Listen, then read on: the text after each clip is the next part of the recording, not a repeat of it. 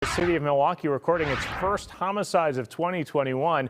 A man and woman shot in a parked car early this morning. That's where Bill Miston joins us live with how one of the victims being remembered. Bill? Good evening, Ben. Family of the 23-year-old victim in this shooting, identified by family as Kenyatta Cox, also known as Kenny Lou to family and friends. Those family and friends coming here near 34th and Hampton this evening to put up a memorial for those victims in the shooting, a shooting that has left family searching for answers. If somebody knows what happened, I would want them to come out and tell us what happened.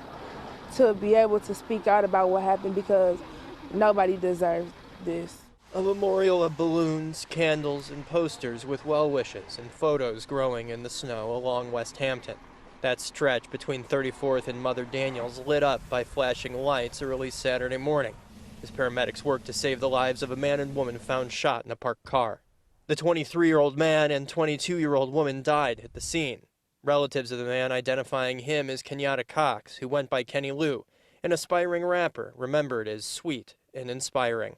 I don't think I could ever find a way to think of why somebody would want to hurt him. The 22-year-old victim has not been identified yet. Police still searching for a motive and a suspect. The windows of the vehicle shattered.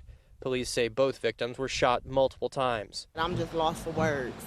I have nothing to say. I'm just lost. I'm wondering why. Toronto Westmoreland said she awoke to a phone call from her daughter at 4 a.m. And in the hours that passed, still a sense of disbelief. That the kid she watched growing up, affectionately calling him Uncle Fester, because he always buttoned his shirt up to his neck, was taken by violence. Put these guns up. It's not worth killing. We don't need it. And it's just it's young people that's dying, and it's just sad. Just put the guns up. It's not worth it.